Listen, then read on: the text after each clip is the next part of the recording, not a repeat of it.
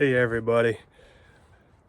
Miss Mandy thinks she's got it really hard helping us adults with firewood every once in a while for a few hours over the course of a weekend. It's rough. I tell you, it's hard.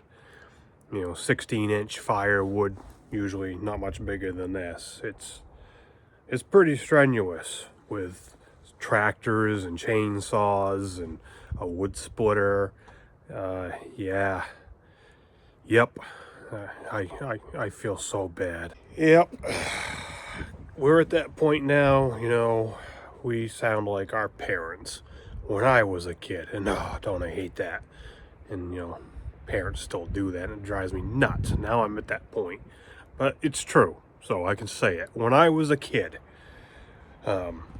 sometimes my dad didn't have a chainsaw. We had to cut trees down and buck them up with a buck saw. Yeah, a lot of fun that was. We didn't have a tractor, so everything was carried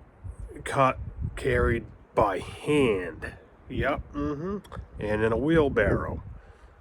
Good time that was. Yep. Didn't have no wood splitter either, so everything was split for a small wood stove by hand. It didn't matter how naughty it was, how twisted the grain was. It was done with a maul and wedges. So, yeah, my heart doesn't really bleed for this poor kid. Get it real easy. So, yeah, we're gonna show her how easy she's got it this year. Well, obviously I'm not on the homestead right now. I'm down at the house. This is some stuff that I just picked up off the side of the road. Roadkill. Look at this. And this isn't even 16-inch. This is 2 foot, give or take. Naughty friggin' spruce. Look at the knots through this thing. This side ain't too bad. Coming around this side, knots. Just imagine what the inside of that looks like. I could get that in the wood boiler here as is, but you know what? It's big and it's heavy, so I want to at least get it broke in half if I can. I don't have a wood splitter here at the house because most of my wood comes from on the property, and we split it right there if it needs to get split. So all I have is a couple of mauls and some wedges. So I gotta figure out how I'm gonna bust this thing apart without getting wedges stuck inside of it. So looking around it, looking at the knot patterns, how the grain goes, it's pretty clear on this side. So keep that knot right there in mind. Coming around to here, we're pretty well open right in there. And then right in here, we're pretty well open. We're gonna have some knotty, twisty grain there, but we're open till we get down near the bottom. Compared to coming around this side, where we've got all this mess. So what I'm gonna plan to do is try and come right across the middle-ish, right about here, and break it in half. So I got 2 wedges. I'll give you a close-up here in a second. So I'm gonna set my first one, and I don't want to sit way out here on the edge because of the way the wood's shaped. On the bottom, it's way in here. So I'm gonna come in about right to there.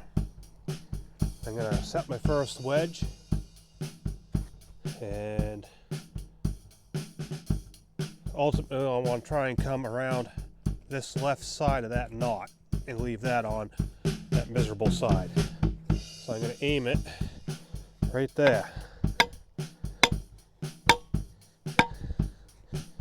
Try and get it in as... These were my grandpa's wedges. Those are solid steel. Nothing fancy. My second one I'm not going to use yet. I will be using it, I'm sure. Trying to do this with a splitting maul, you're going to beat your freaking brains out. An axe, forget it. Even like a 6-pound maul, forget it. I got this old beast here. This thing, I can't remember what this thing weighs. She's heavy anyway, but still, even with this, you'd be beating your brains out because every swing you take, you're putting force into the wood, starts separating. You have to pull out and swing again, right? So the wood's going to contract. The wedges, when you put the wedges in, you constantly have outward pressure. And you don't have to swing and swing and swing and beat the living snot out of yourself to get the wedge to go.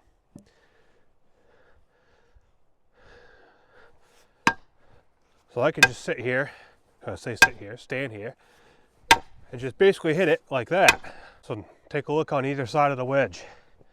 What do we got going on? She's starting to crack there, she's starting to crack here. Looks pretty good. Let's see how she goes.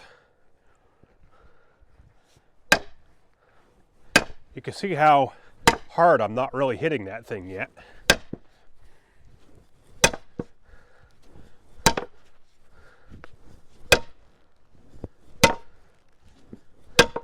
I'm not even really swinging down on it. Now we see what we got going on. More there. We started opening up more here, right? We are right dead center on top of that lower knot at the moment. And we're going around this other one.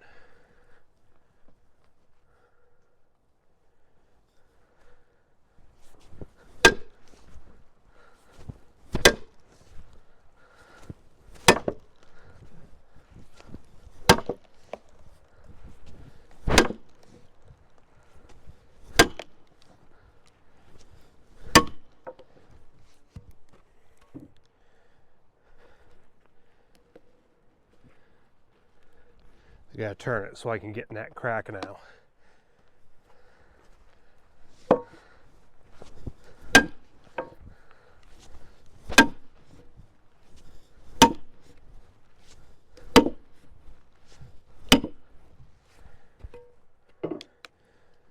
That is about as far as that wedge is going to go at the moment. Planning the next wedge. Where are we going to go with it? It is not going to go in the middle because it's going to do us no good. It's going to sink right into the next one, then you have two stuck wedges.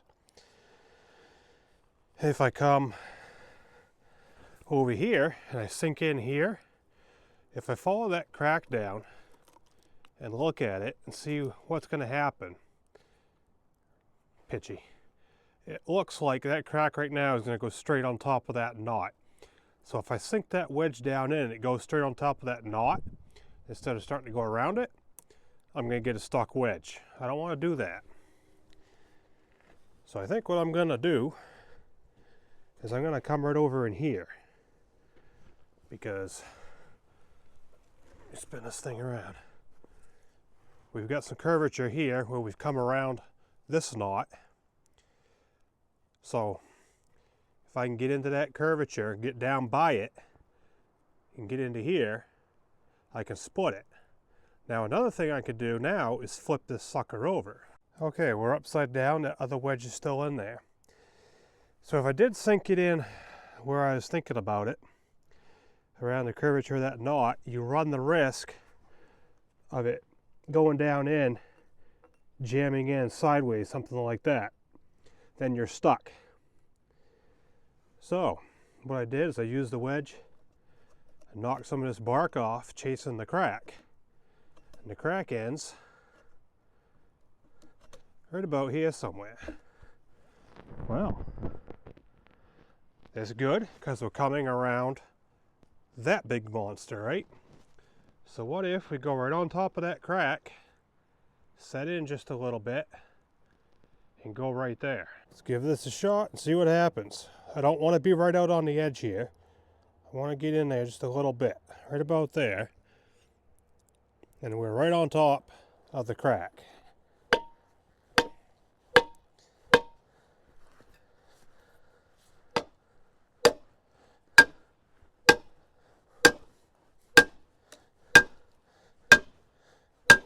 What do we got going on? You can see we're starting to open right there, right? Opening around that knot, that's good. We're starting to come this way. We've hit the center. She's starting to crack over that way.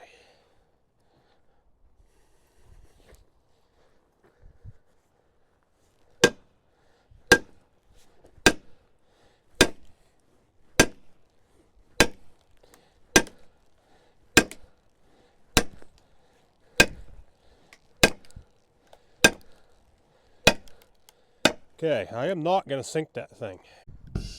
Why am I not going to sink it? Because I want to be able to get that thing back out of there if I need it. So now I have a third wedge. Somewhere I've got a fourth one, I'm just not sure where it is at the moment. So now I'm going to take my third wedge, and we're not going in here because that's already opening up. We're splitting over to here. So we're going to start in right here and just see how it goes.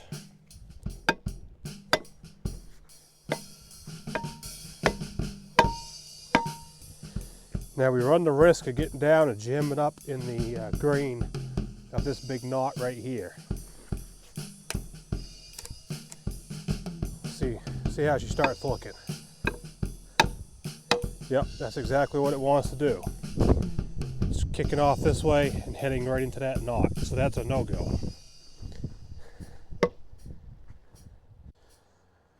Alright, here's my plan. Now this is taking me a little while, right? This is a big piece of wood and it is friggin' knotty. So here's what I'm going to do. I am going to go in the center here, roughly, just a little bit away. And I'm going to drive that down in, trying to split that open a little bit to take the strain off this wedge. See if I can get that back out.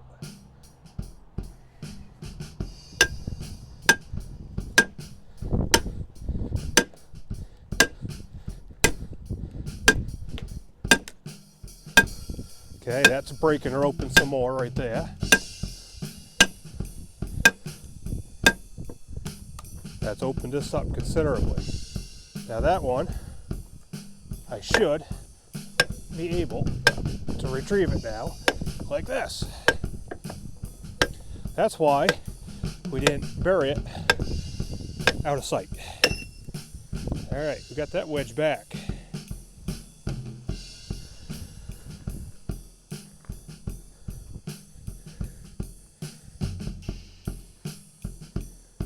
Alright, at this point that one is pretty well in there.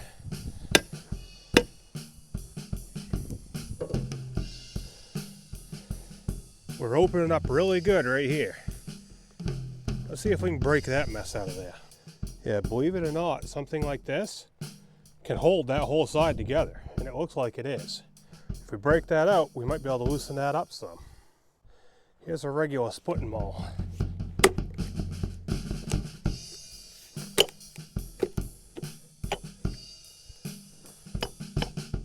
That wedge isn't all that tight in there anymore.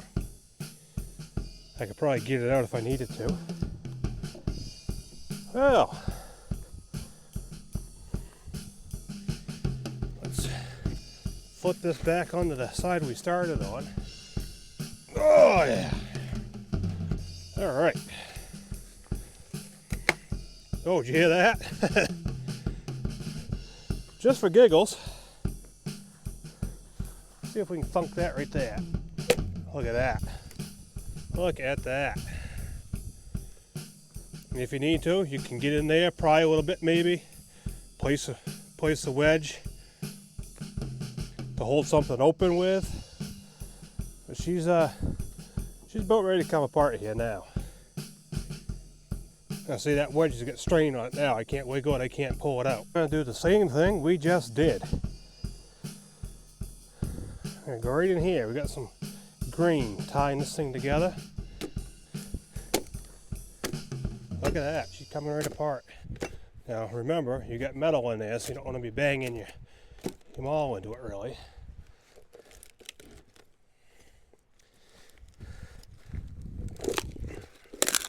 Look at that, huh?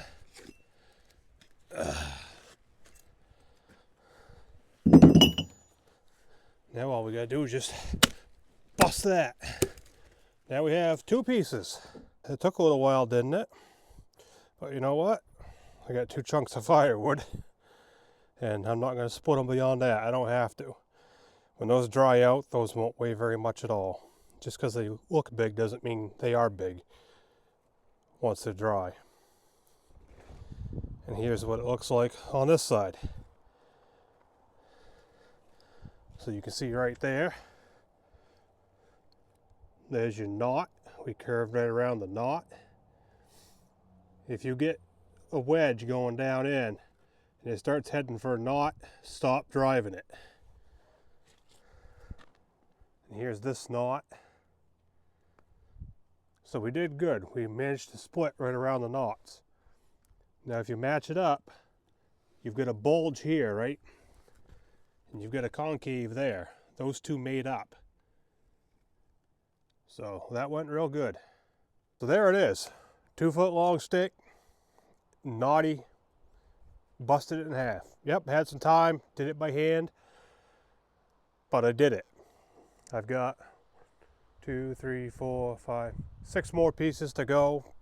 If I don't get them all done today, no big deal. I can do one more today, get another couple done tomorrow, something like that. I ain't gonna kill myself. Last time I tried this, yeah, I wasn't walking for a few days, literally. I was hunched over like the hunchback, and it was bad. So I don't want to go through that again. But you know, if it was 16-inch, it would be easier. You still gotta learn to read the wood. Watch your knots, read the wood. How can you shape them wedges to go around like I just did? If I get into another tricky one here, I'll bring you back. There's one that's got a big knot here in the bottom, another one right there. So I'm gonna try and go around this side of this and around that side of that. You're not gonna split a knot in half.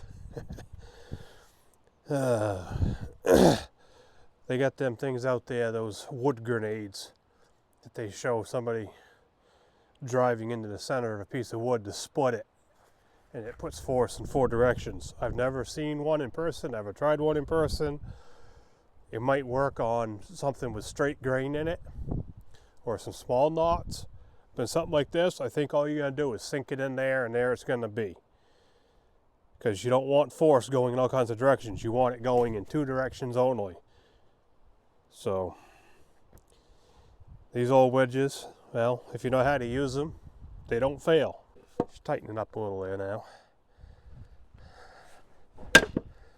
Nothing says you have to sink the wedge down in all the way before you start another one.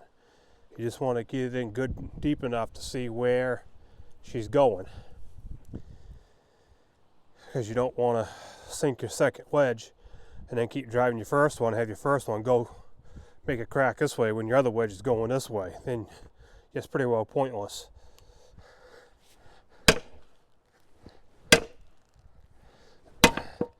The nice thing with wedges, like I was saying, it sits in there and holds out with pressure. So you get tired of swinging.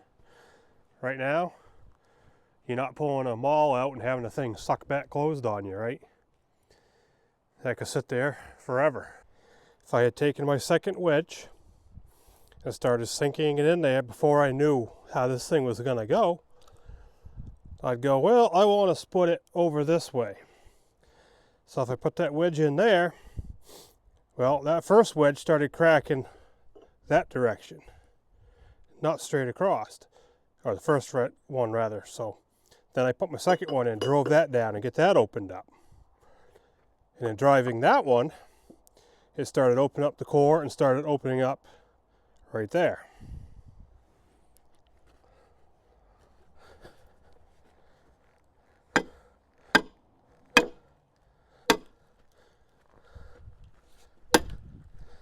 So just going to let the wood do the talking.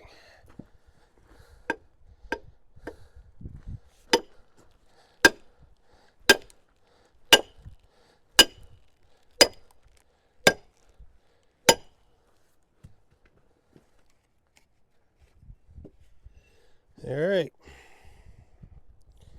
I got one free wedge.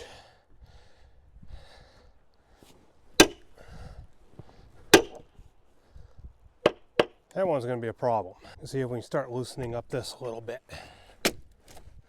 Look at that. See if we can get that wedge out. It's loose.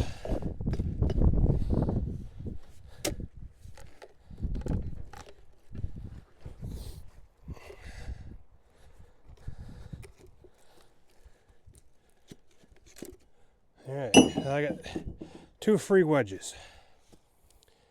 That other one, I got an idea what's going on with that. Notice how loose we are. I can almost bust that apart right now. Probably do it with this little maul. Get rid of that crack. Yeah.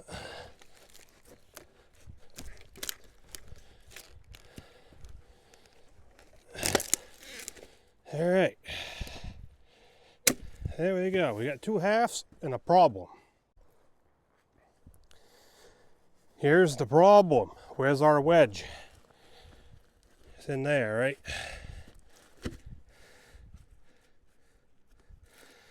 So it started cracking coming down through. All right. Get her sunk in the ground a little bit there. Well, let's see if we can get her back. I can use this little maul for starter.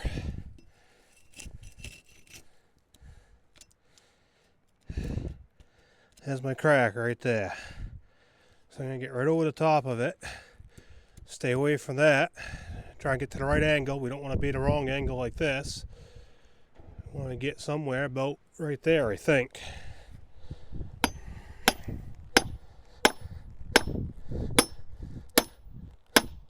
Might be able to drive that with this little one.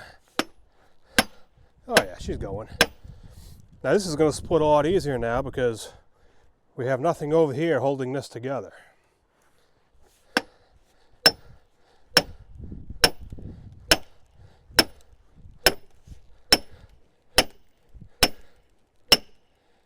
Alright, before we go sinking that out of sight, what do we got going on? See what's going on? That's coming down in here, pulling that way. That other wedge is on the other side, coming in this way. Okay.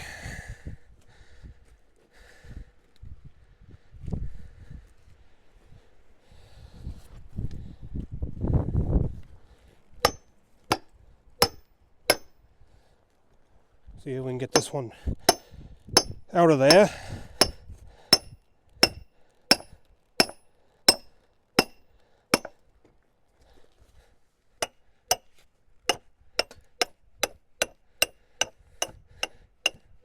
Like that. Oh, just see that thing suck shut? Alright, I did a reset here. So what I did is I got that second wedge out, dropped it down horizontal, started knocking in here with the maul. Broke that free a little bit. And that started showing me a new crack here on the end.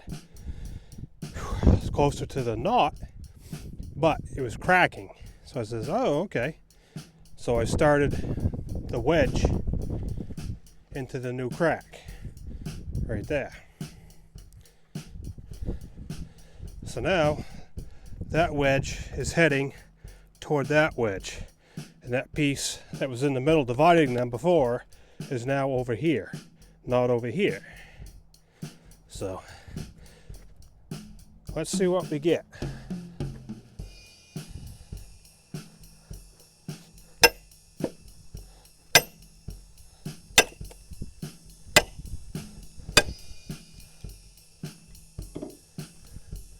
Well, that is opening her up, ain't it? Okay. And right here in the core is where she's holding together.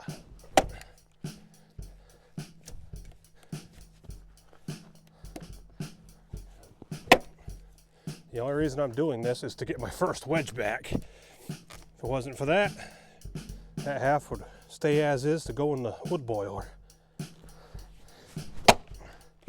And you gotta be careful doing this because you don't want to come down with a maul and land on top of your wedge.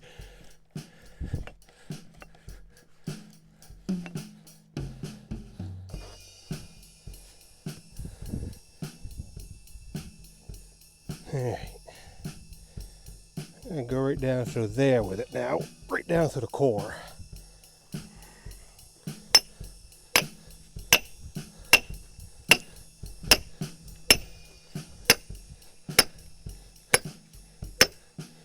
Tell you what, this one's being aggravation. Now we're starting to get the same thing. It wants to go one way, the other wedge is the other way. All right.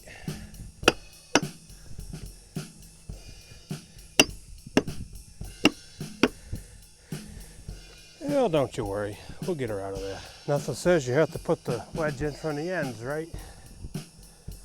So I got that one coming in that way now just to hold some pressure. Open that up, which in turn has loosened up our stuck wedge.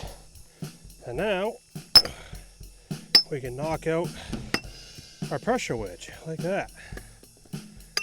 Like I said, that'll go in the boiler just as it is. So I ain't gonna bother freaking around with it to try and make it any smaller. Yeah, little Mandy has it real hard, just picking some wood up, throwing it in the tractor bucket, and then helping take it out of the tractor bucket to hand it to somebody to put on the splitter. Yes, it's rough. And then stacking it in the woodshed. Oh, it's 16 inches, you know, small stuff. Well, if you're wondering how my dad used to haul firewood when I was a kid, he used a 1930 Model A truck.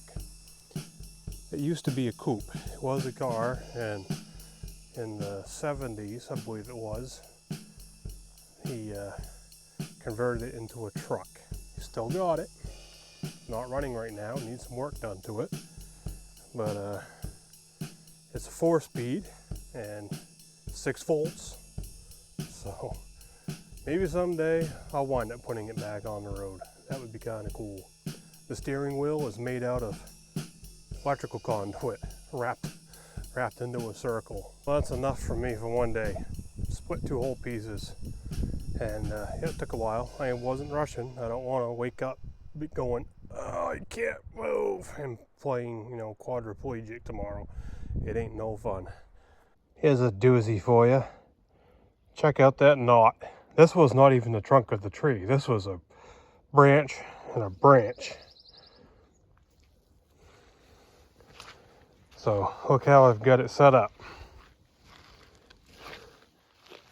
Coming in around here. I kind of thought it was going to crack this way, but no, I'm going this way, so that's all right. We're going to be able to knock that piece off. And then we're going to have a big massive knot in here. Yeah, this has been around a while, so she's a little soft in the middle, which is fine. The wood boiler will eat that right up. So I knocked that in half with that one wedge and that little maul. And really no effort. All right. Just because it's heavy, I'm going to crack that one in half right there. Then we'll go to work on that.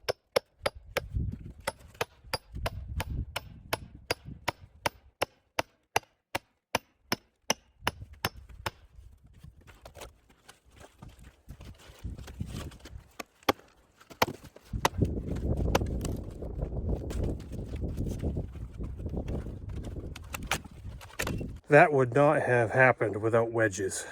No way you were going to do that with a splitting maul, especially a little splitting maul.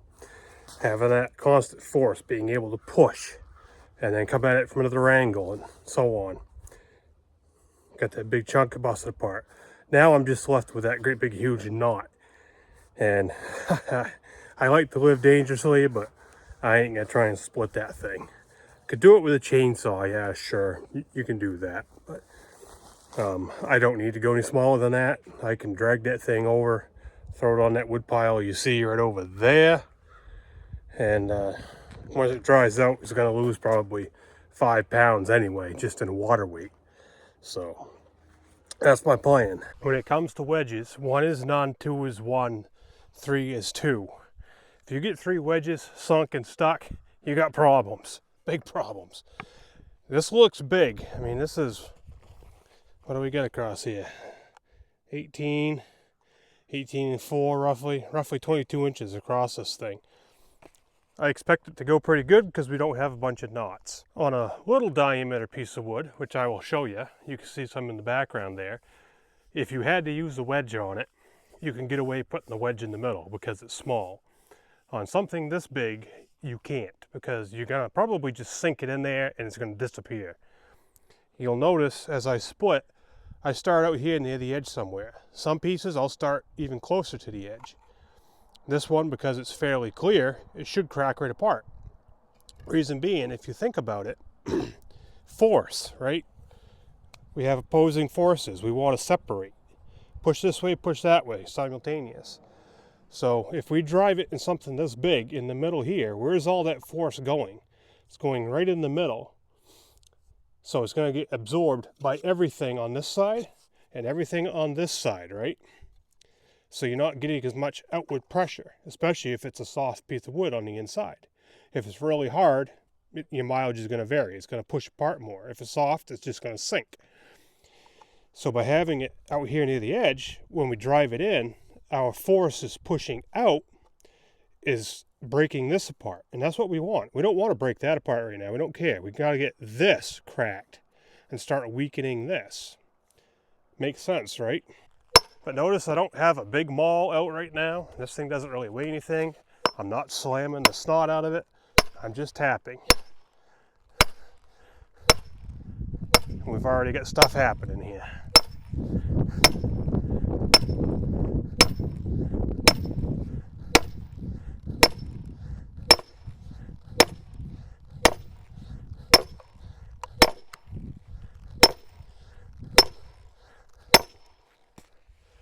Well, I can show you something interesting here in a second. Okay. So as I was just explaining about burying a wedge up in the middle and sinking in and losing the wedge, look what we got going right here. Even though I started out near the edge here, that wedge is sunk, right? I could get a little more into it, but nothing really is happening. We've started opening a little bit right here. We started going this way a little bit. Nothing's happening over here on the sides yet. So if we only had one wedge and we sunk it up in there and that happened, or even right here and you've only got one wedge, you're probably done. You're not going to get that back out of there without getting in there with a chainsaw trying to cut that and weaken it. Here be to play in. We are not going to go up in here and drive another one because there's no guarantee that we're going to be able to connect this crack right here over here, right? We don't know exactly what that's going to do yet. We could hope for it. So we're going to start right out here on the edge now. We're going to sink that sucker down in there.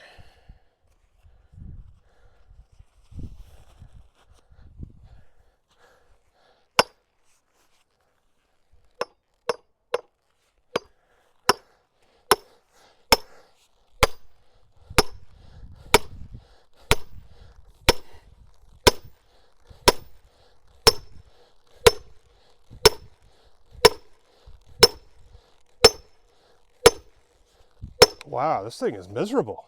I peeled the bark so I can see what's happening. It is starting to let go down that side. It's gonna be awesome if I get them two stuck in there. Notice where that outer one is starting to take it. It's going this way. Well, all right.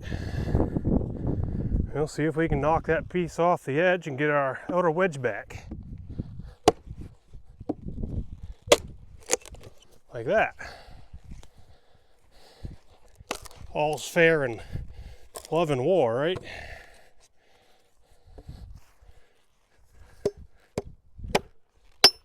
I broke my wedge. A little metal chip right there. Oh, that's all right. That little piece chipped off. These things have been beat, I'll tell you. These are my grandpa's wedges. They've been around a year or two. You don't buy them from China Mart. All right. Yeah, it's pretty straight grained in there. All right, well, plan A doesn't really seem to want to work, and I don't really want to sink in there and have the same thing happen again. It really have to work. So we're just going to take it apart in pieces. And nothing says you can't do that either. Take a chunk, take little chunks. Just keep taking chunks off the edges. Nothing says you have to go through the dead center. So plans can always change when you're doing this. That is not a problem. All right, well, let's try to go right from there.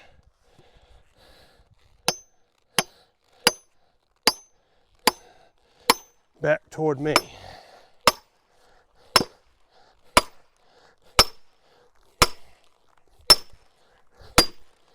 Okay, that's gonna take another chunk off. Yeah, you can see what I'm up to here. Just weakening it up. First wedge is still in there, no problem. We'll get it back later. Still got another wedge available. Took a chunk, taking another chunk, Then I'm going to take another chunk. We're just going to weaken this whole thing up.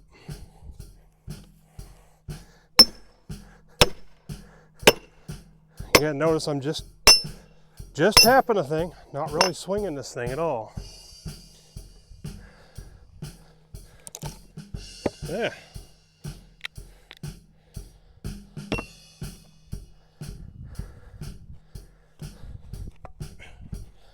Oh, drop stuff on the ground just to make me bend over, right? All right, now we're gonna see if we can come right down across here somewhere.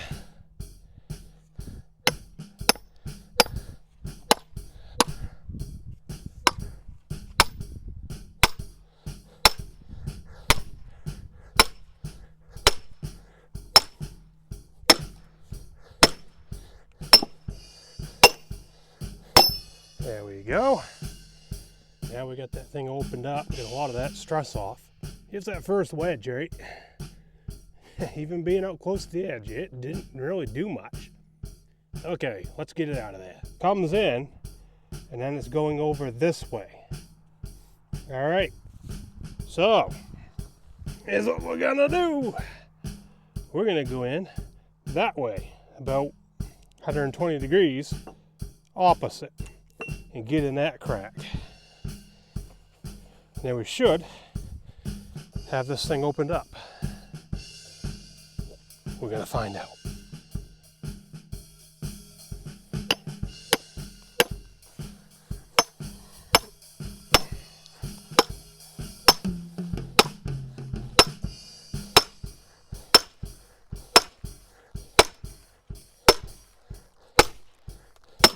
There we go, look at that.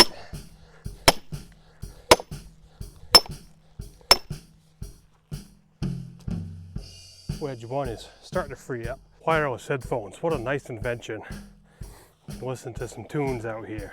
I've had some Otara Millionaires Club cranked up. If you don't know what that is, OMC. They don't exist anymore, unfortunately. But anyway, let's say you had a little wood stove that you had to burn matchsticks in, and you had to split something like that. Now this is longer, so assume 16-inch. But let's say it's really naughty or whatever, and you didn't think you were going to get through it with a maul. You should be able to put a wedge right smack in the middle of that and go down through it and not have to worry about losing your wedge, because the diameter is so small, the force is going to open that up. On that last monster I did, that was, what did I say, 22 inches diameter. I thought it was going to crack and then start going like I described, and it didn't. So I lost my first wedge. That's what I said. 1 is none, 2 is 1, 3 is 2. If you lose 3 wedges, you got some issues going. But yeah, I've seen it happen. There's still ways to get them back. So read your wood. Like that first one sunk. All right, this ain't gonna work, and I'm not gonna sink another one in there, because this is telling me this wood is just gonna absorb that force. So I need to start chiseling stuff off. And you saw what I did. Chisel, chisel, chisel right around the edge of it. Weakened it up, then went right in the middle, boom, got the middle broke that core out. So just gotta think a little bit, don't get too crazy, too hasty.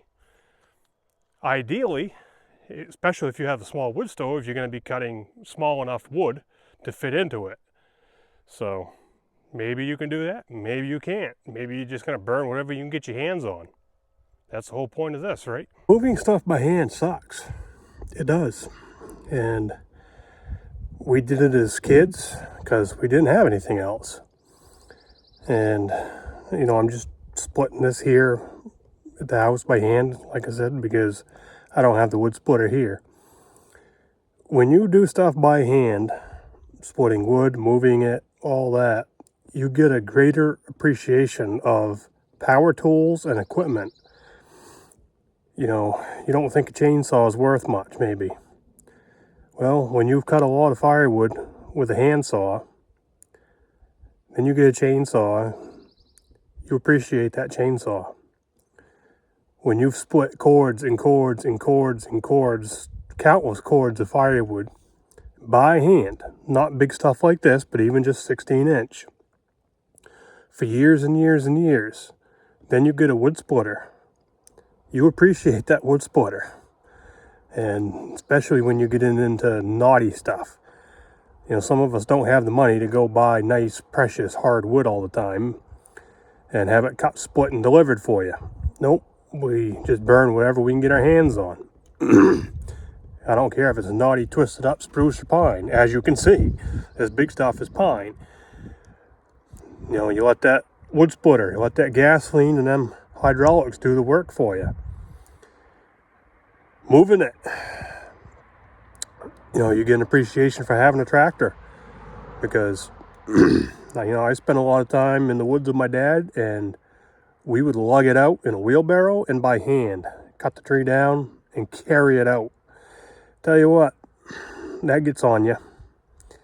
When you can cut it down with a chainsaw, put it in a tractor or on a trailer, tow it out, carry it out in a bucket, whatever, and have diesel fuel and hydraulics doing that work, you appreciate that.